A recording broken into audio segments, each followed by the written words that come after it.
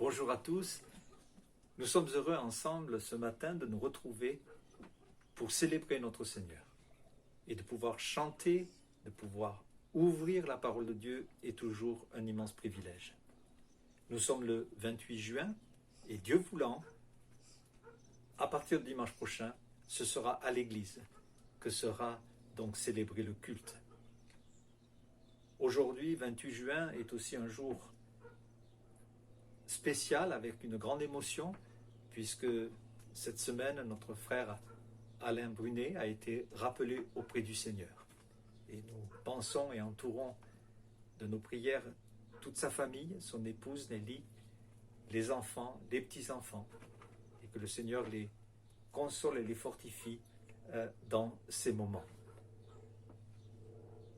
C'est vrai que tout le monde n'a pas connu Alain Brunet et les dernières personnes qui se sont ajoutées à l'Église ne le connaissaient pas. Il fait partie des colonnes de l'Église, un des piliers qui a permis que l'Église se développe et soit ce qu'elle est devenue aujourd'hui. En pensant à Alain, je pense à ce verset d'Apocalypse 2,10 « Sois fidèle jusqu'à la mort, et je te donnerai la couronne de vie. » Et aujourd'hui, notre frère reçoit assurément cette couronne, car jusqu'à la mort, il a été fidèle à son Seigneur. Fidèle, je pense que c'est un mot que nous pouvons retenir, parce qu'on ne peut pas être fidèle à quelqu'un que l'on ne connaît pas. Alain était fidèle parce qu'il connaissait son Seigneur. Il l'avait reçu, accepté dans son cœur. Et il était fidèle dans cette relation avec son Seigneur. Fidèle aussi dans l'exercice et le service pour son Seigneur, inlassablement, avec beaucoup d'énergie, beaucoup d'enthousiasme. C'est lui qui a contribué à bâtir cette Église, à faire beaucoup de choses que nous ne pouvons pas énumérer maintenant, mais qui sont chères à notre cœur et qui ont impacté durablement l'Église. Fidèle aussi dans ses relations, dans son contact, dans son enthousiasme pour les autres. Oui, il avait un cœur ouvert et chaleureux. Fidèle dans son amour du Seigneur et des autres. Et pour nous, c'est un modèle, c'est un exemple. Mais il était aussi fidèle à la parole de Dieu, à ce qu'elle enseigne. Et combien pour lui il était précieux de rester fidèle à l'Écriture. La Bible donne un beau verset sur les hommes fidèles. Tu as été fidèle en peu de choses. C'est bien, bon et fidèle serviteur. Je te confierai beaucoup. Entre dans la joie de ton maître. Et ce matin, notre frère se trouve dans la joie de son maître. Et pour nous tous qui restons, quelle consolation, quelle espérance. Bien sûr, il y a la douleur de la séparation, mais notre frère est dans la joie de son maître. Et que nous soyons nous aussi fidèles.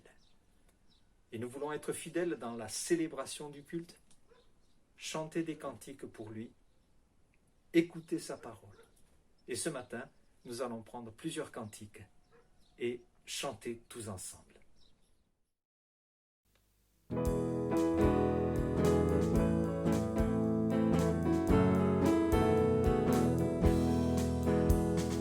n'ai que toi dans le ciel. Je ne désire rien d'autre que toi sur la terre. Si je suis faible, ou même si je tombe, tu es le soutien de mon cœur. Dieu, tu es le soutien de mon cœur, mon héritage et mon plus grand bien. Oh oui, Dieu, tu es le soutien de mon cœur. Près de toi, je me sens bien.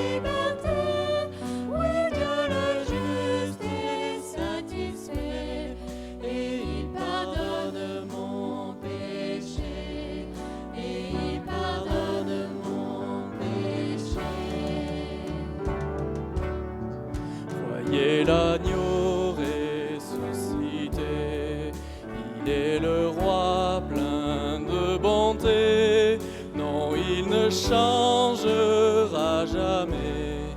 Lui, ma justice, mon bien, ma paix.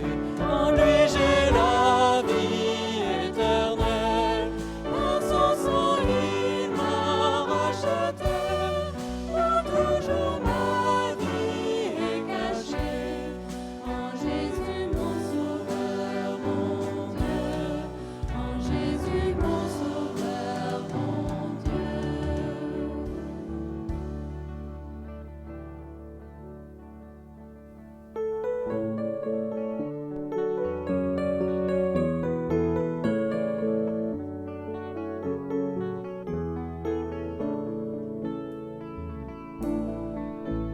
Comme soupire une biche après l'eau d'un ruisseau, moi aussi, ô Seigneur, je soupire après toi.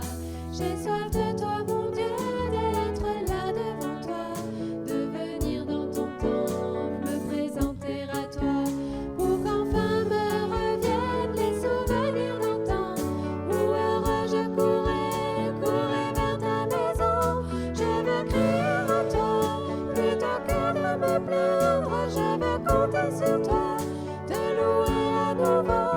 L'espérance et la joie seront dans ta présence. Je veux crier à toi, mon sauveur et mon Dieu. Je voudrais retrouver cet amour et ce feu, encore une fois brûlé, être fou amoureux de toi, attaché à tes pas, vibrer à ta parole et au son de ta voix, pour qu'enfin me reviennent les souvenirs d'antan, où heureux je courais vers ta maison. Je veux crier à toi, plutôt que de me plaindre, je veux compter sur toi, te louer à nouveau. L'espérance et la joie seront dans ta présence. Je veux crier à toi, mon sauveur et mon Dieu. Montre-moi, ô Seigneur, chaque jour ta bonté, ta grandeur et ta grâce, et moi je chanterai celui qui de ma vie est maître, celui qui m'a choisi et qui me fait renaître, pour qu'enfin me reviennent les souvenirs d'antan, où heureux je courais vers ta maison. Je veux crier à toi, plutôt que de me plaindre, je veux compter sur toi, te louer à nouveau. L'espérance et la joie seront dans ta présence. Je veux crier à toi, mon sauveur et mon Dieu.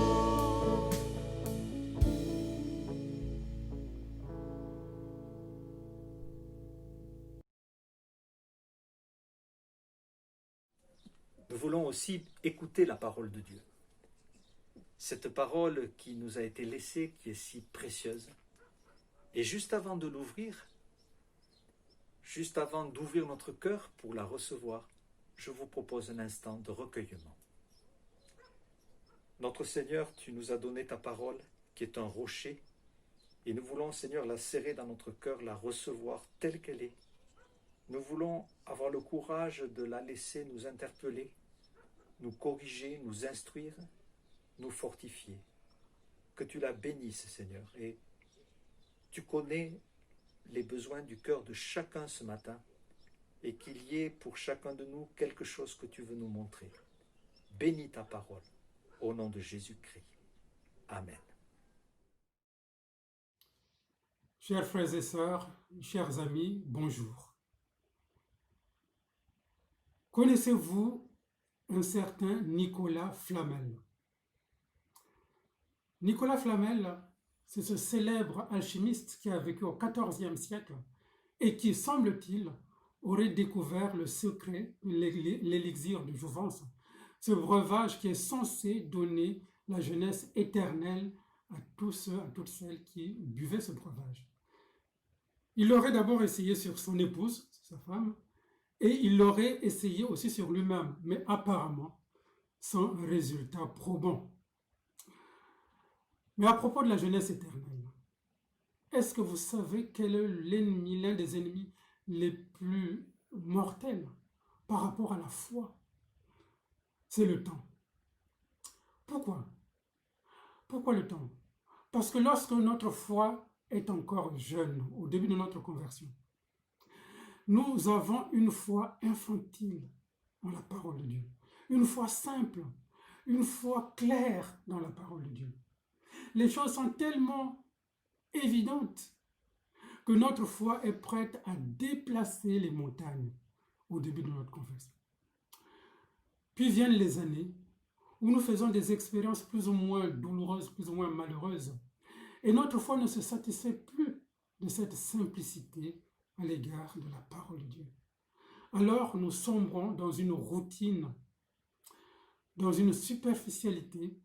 Notre foi, notre comportement devient fade et nous sommes de plus en plus attirés vers tout ce qui est spectaculaire, vers tout ce qui est compliqué. Or, l'apôtre Paul nous déclare en 2 Corinthiens chapitre 11 verset 3, « Toutefois, de même que le serpent séduisit Ève par sa ruse, je crains que vos pensées ne se corrompent et ne se détournent de la simplicité à l'égard de Christ. » Oui, nous avons besoin continuellement du renouvellement de notre intelligence, de notre esprit, pour maintenir cette fraîcheur spirituelle. Nous avons besoin non pas de l'élixir de jouvence des flamelles et de tous les charlatans de ce monde, non, mais du véritable élixir, le verset que nous venons de lire. Nous avons besoin de la simplicité à l'égard de la parole de Dieu, à l'égard de Christ. Pourquoi simplicité? Parce que le malin se plaît toujours à brouiller les cartes, à faire des choses compliquées, à noyer la vérité dans une espèce de flou. Or, il y a un dicton populaire qui dit « quand c'est flou, c'est qu'il y a un loup ». L'évangile est tellement simple, si simple que même un petit enfant pourrait le comprendre. Notre Seigneur l'a dit justement en Matthieu chapitre 18, verset 3, Matthieu 18, 3, « Je vous le dis en vérité, si vous ne vous convertissez et si vous ne devenez comme des petits enfants, vous n'entrerez pas dans le royaume des cieux. Pour rentrer dans le royaume des cieux, pour demeurer dans le royaume des cieux, nous avons besoin d'une foi simple. Notre cœur doit être comme le cœur d'un petit enfant. Dieu a dit, et cela me suffit, la parole de Dieu, est-ce qu'elle est suffisante pour toi? Est-ce que tu as besoin d'y rajouter quelque chose? Des choses fortes, spectaculaires, sensationnelles? En vérité, pourquoi sommes-nous attirés par tout ce qui est compliqué? C'est à cause de notre orgueil. C'est à cause de notre orgueil. Notre moi se plaît à tout ce qui peut le mettre en valeur. Tout ce qui peut mettre notre moi au centre de notre vie. Voilà ce qui nous plaît. Or, si nous nous mettons au centre de notre vie, nous en excluons Dieu. Ou c'est Dieu qui est au centre de notre vie, ou c'est nous qui y sommes. Mais tous les deux, on ne peut pas être au centre de notre vie. Être au centre de notre vie, c'est en exclure Dieu. Oh, frères et sœurs, chers amis, si nous pouvions comprendre la profondeur de la déchéance de l'homme, mais en même temps, si nous pouvions comprendre la grandeur de la puissance de Dieu qui se déploie dans le croyant, dans celui qui croit, frères et sœurs, notre orgueil nous semblerait complètement dérisoire. Car, voyez-vous, l'orgueil repose sur 2 piliers. Les 2 piliers que je viens de citer. Le premier pilier, c'est l'illusion que nous pouvons tout par nous-mêmes. Non, frères et sœurs, nous ne pouvons rien par nous-mêmes. Jésus le déclare en Luc chapitre 12, verset 26. Luc 12, 26. Vous ne pouvez pas même la moindre chose. Et il dit en Jean chapitre 15, verset 5, sans moi, vous ne pouvez rien faire, rien. Et l'apôtre Paul de rajouter en Romains 7, 18, ce qui est bon, je le sais, n'habite pas en moi, c'est-à-dire dans ma chair. Il poursuit au verset 24 du même chapitre 7 de Romains, misérable que je suis, qui me délivrera de ce corps de mort. Grâce soit rendue à Dieu par Jésus-Christ, notre Seigneur. Grâce soit rendue à Dieu par la croix de Jésus. La croix de Jésus met fin à ce corps de mort. Le second pilier sur lequel repose notre orgueil, c'est cette méconnaissance de la puissance de Dieu et de ses compassions envers nous qui croyons. C'est seulement une fois que le moi a été écarté du centre que la puissance de Dieu peut réellement se manifester dans la vie du croyant. La croix de Christ agit donc sur ces deux piliers. Elle commence d'abord par détruire cette confiance excessive que nous avions en nous-mêmes, par notre mort avec et en Christ. Elle nous introduit ensuite dans la puissance de Dieu, de ses compassions envers nous, par notre résurrection avec et en Christ.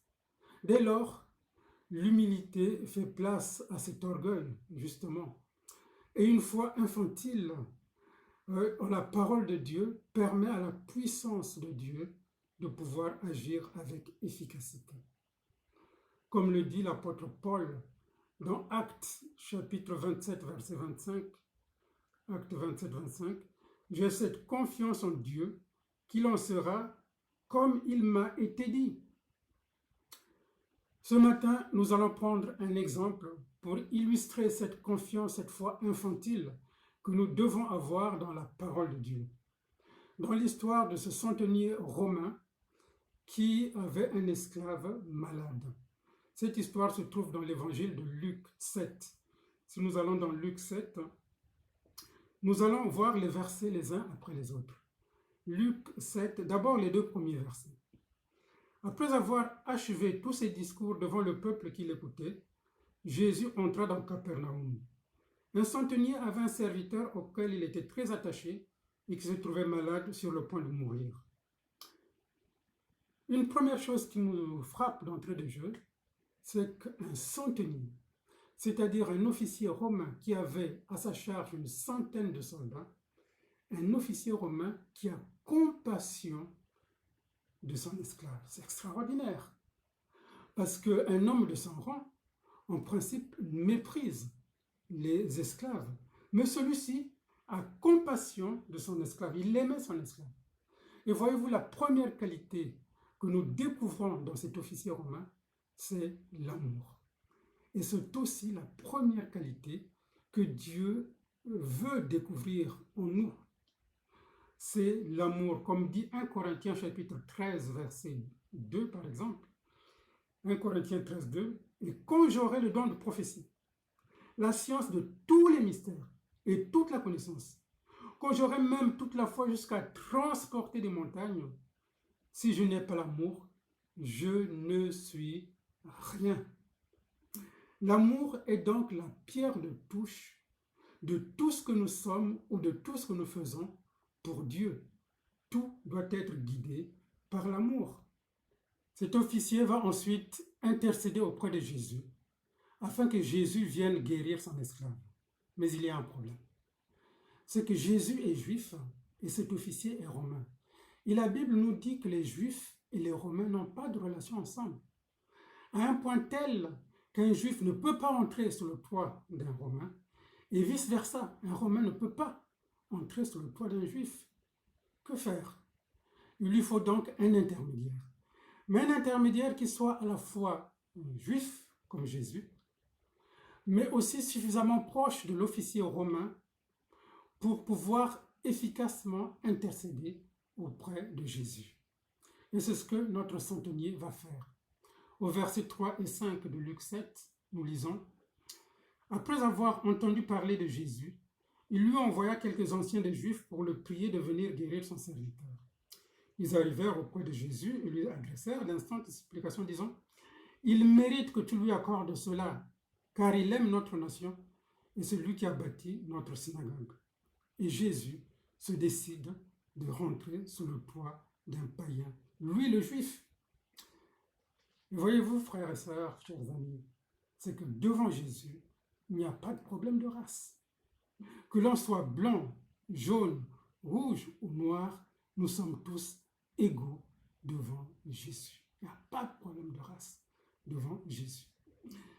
Jésus répond à la prière du centenier et il se dirige vers la maison du centenier.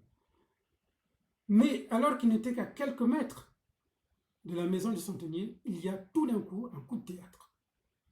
Alors que l'officier romain avait fait des pieds et des mains pour que Jésus vienne guérir son esclave, et maintenant que Jésus est là tout près de lui, qu'est-ce qu'il va faire? Regardez ce qui se passe au verset 6. Jésus étant allé avec eux n'était guère éloigné de la maison, quand le centenier envoya des amis pour lui dire « Seigneur, ne prends pas tant de peine, car je ne suis pas digne que tu entres sous mon toit. » Que se passe-t-il? Pourquoi ce coup de théâtre? Pourquoi le centenier, tout d'un coup, a presque peur de la présence de Jésus? Mais voyez-vous, lorsque Jésus était éloigné du centenier, le seul problème qui existait entre Jésus et le centenier était un problème racial. Comment décider un juif à rentrer sur le toit d'un païen? Mais maintenant que Jésus est proche de la maison du centenier, un problème beaucoup plus important apparaît. C'est que le centenier se rend compte que Jésus n'est pas simplement un juif, et même un juif pieux. Jésus est Dieu. Il va accueillir sous son toit le Saint des Saints, le Dieu 3 fois saint. Alors il est pris de panique. Il est pris de panique. Et donc, il envoie des amis pour dire « Ne prends pas tant de peine à rentrer sous mon toit. » Il se rend compte de sa petitesse. Ce n'est plus une question d'orgueil. Il se sent tellement petit qu'il ne va même pas lui-même au devant de Jésus. Il envoie des amis pour supplier Jésus que ce n'est pas la peine qu'il rentre sous son toit. Il dit au verset 7, « C'est aussi pour cela que je ne me suis pas cru digne d'aller en personne vers toi. » En d'autres termes, le centenier estime que ses amis sont même supérieurs à lui-même. Quelle preuve d'humilité, frères et sœurs. Les amis sont supérieurs au centenier. Et c'est ce que dit l'apôtre Paul dans Philippiens 2, que l'humilité vous fasse, Philippiens chapitre 2, verset 3, que l'humilité vous fasse regarder les autres comme étant au-dessus de vous-même. Quel bel exemple pour nous, frères et sœurs. Ce centenier estimait que ses amis étaient supérieurs à lui-même. Et c'est pour cela qu'il ne s'est même pas donné la peine d'aller lui-même en personne vers Jésus. Et une autre preuve, s'il en fallait une, de l'humilité du centenier, transparaît lorsqu'on regarde l'attitude des Juifs qui vont intercéder auprès de Jésus par rapport aux paroles du centenier. Parce que disent les amis, les Juifs qui vont intercéder auprès de Jésus? Ils disent la chose suivante. Les anciens des Juifs donc disent « Il mérite que tu lui accordes cela, car il aime notre nation et c'est lui qui a bâti notre synagogue. Il mérite, il a du mérite. » Mais le centenier, lui, qu'est-ce qu'il dit? Il dit « Je ne suis pas digne. Je ne mérite rien. Je ne suis pas digne d'accueillir le roi des rois, le Seigneur des seigneurs, le Dieu 3 fois saint. » Voilà, frères et sœurs, chers amis, la foi véritable, celle qui satisfait le cœur de Dieu.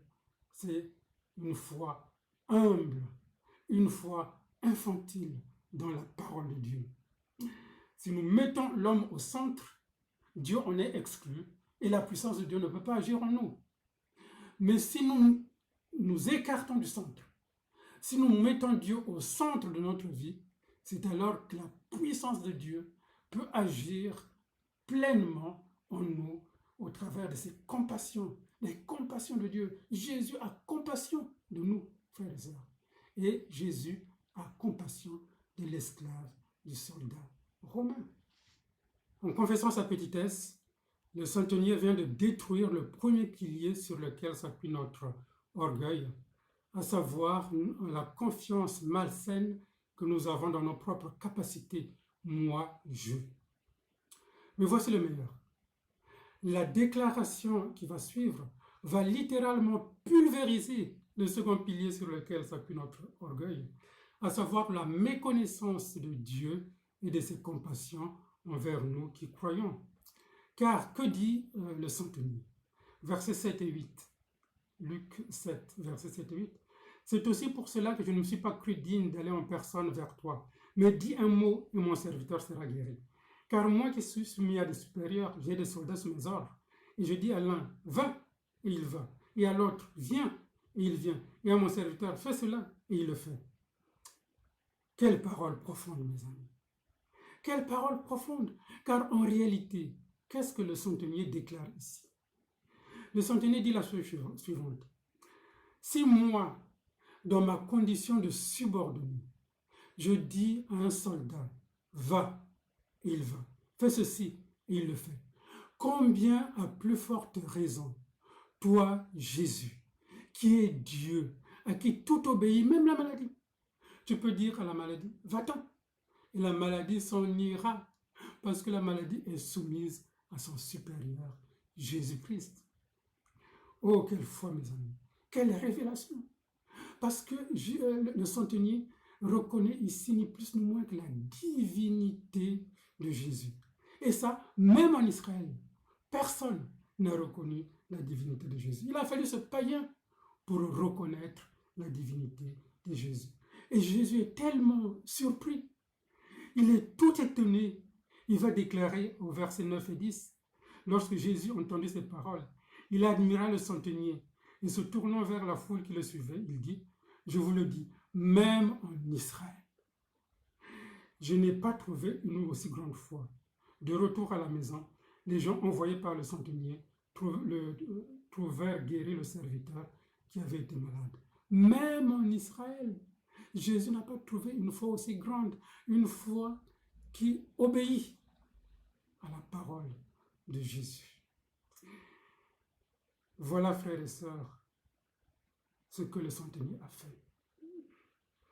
Et le centenier nous montre par ici que la parole, en réalité, possède l'autorité de celui qui la prononce. La parole d'un centenier a l'autorité du centenier. C'est pour ça que le soldat est obligé d'obéir. Et la parole de Jésus a l'autorité de Jésus, c'est-à-dire de Dieu lui-même. C'est pour cela que rien ne peut désobéir à la parole de Dieu. Dieu fait tout ce qu'il veut au travers de sa parole. Sainte simplicité, mes amis, cette confiance tranquille et infantile dans la parole de Dieu, dans la parole de Jésus.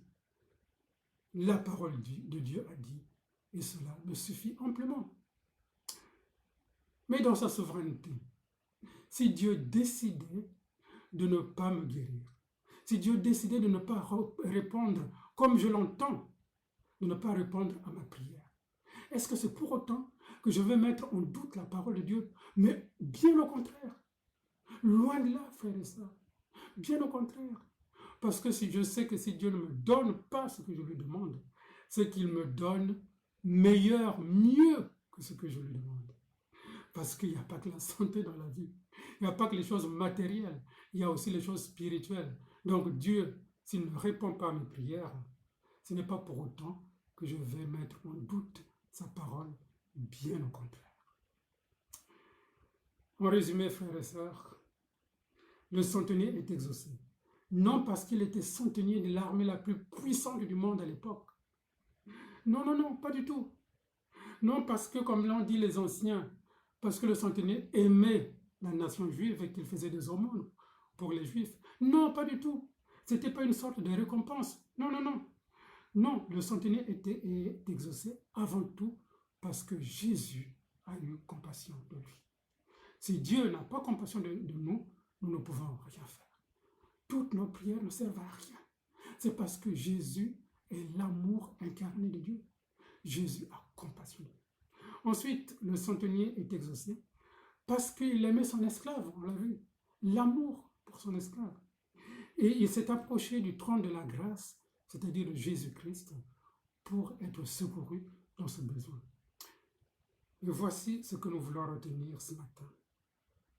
C'est que le centenier est exaucé parce qu'il a pris conscience de sa petitesse, parce qu'il a confessé, il a avoué sa petitesse à Dieu, premièrement. Et deuxièmement, parce qu'il a mis toute sa confiance dans la parole de Jésus. Toute la confiance d'un enfant, une foi infantile dans la parole de Jésus. Jésus a dit, la parole de Dieu a dit, et cela me suffit amplement. Voilà, frères et sœurs, contrairement à tous les flamels et tous les charlatans du monde entier, nous, en tant que chrétiens, nous avons trouvé le secret de la jouvence, de la jeunesse spirituelle éternelle. Et ce secret réside, entre autres, dans ce verset que nous venons de lire, à savoir que nos pensées ne se corrompent et ne se détournent point de la simplicité à l'égard de Christ. Oui, frères et sœurs, la simplicité à l'égard de Christ et de sa parole. La parole de Dieu, toute la parole de Dieu et rien que la parole de Dieu. Voilà, frères et sœurs, voilà, mon ami, ce sur lequel tu peux fonder ton espérance. Mais toi, mon ami, qui n'as pas encore fait ce choix, qui n'as pas donné encore ton cœur à Jésus, qu'est-ce que tu attends? Tu dis souvent, oh, vous avez la foi. Comme si nous, on était nés avec une foi ficelée au corps. Mais non, pas du tout. La parole de Dieu déclare, la foi vient de ce qu'on entend, et ce qu'on entend vient de la parole de Christ. Est-ce que ce matin, tu as entendu la parole de Christ? Si oui, viens simplement à Jésus, comme un enfant, comme celui qui n'apporte rien d'autre que sa confiance en Dieu. Et tu seras guéri de la pire des maladies qui puissent exister, à savoir le péché qui habite en tout homme. Voilà, mon ami, viens à Jésus, tel que tu es. Voilà, frères et sœurs, que nos pensées ne se corrompent et ne se détournent point de la simplicité vis-à-vis de la parole de Dieu. Dieu a dit, et cela nous suffit. En ce temps difficile, en ce temps du coronavirus et autres bouleversements dans le monde, le racisme, tout ça, mais réalisons tout simplement que la parole de Dieu est là pour nous guérir de toutes nos maladies, de tout ce qui trouble le monde. La parole, toute la parole, et rien que la parole de Dieu. Que Dieu nous bénisse. Merci et à bientôt. Au revoir. Nous remercions le Seigneur pour ce que nous avons entendu, pour cette parole, qu'elle nous enrichisse, qu'elle nous accompagne dans cette semaine. S'agissant de cette semaine, nous aurons demain une célébration à l'église en souvenir de notre frère Alain Brunet.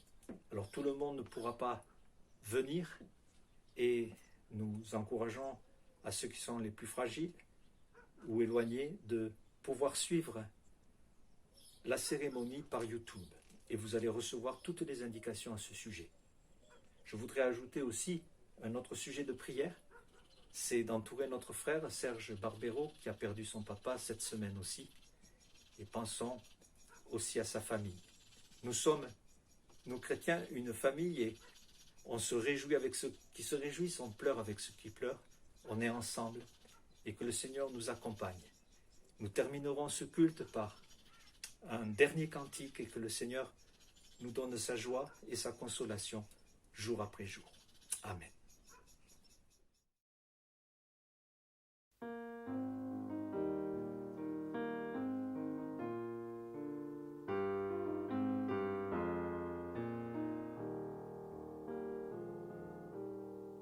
En Jésus seul est mon espoir, lui ma lumière, ma force, mon chant, pierre angulaire, solide rempart, même quand l'orage devient violent.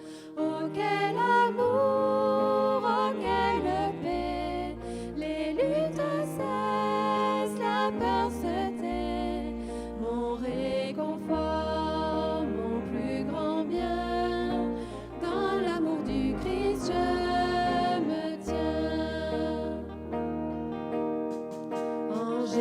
Jésus seul, Dieu s'est fait chair dans un enfant. Oh quel mystère, ce don d'amour, de sainteté, haï par ceux qu'il vint sauver. Jusqu'à la croix, il s'est livré. Sur lui la colère est tombée. Tous mes péchés, il les a pris. Par la mort de Jésus, je vis. Là dans la tombe, il reposait, lumière vaincue par les ténèbres. Quel jour glorieux, il apparaît, d'entre les morts il se relève. Et sur ma vie, par sa victoire, le péché perd tout son pouvoir. Il est à moi, je suis à lui, racheté par le sang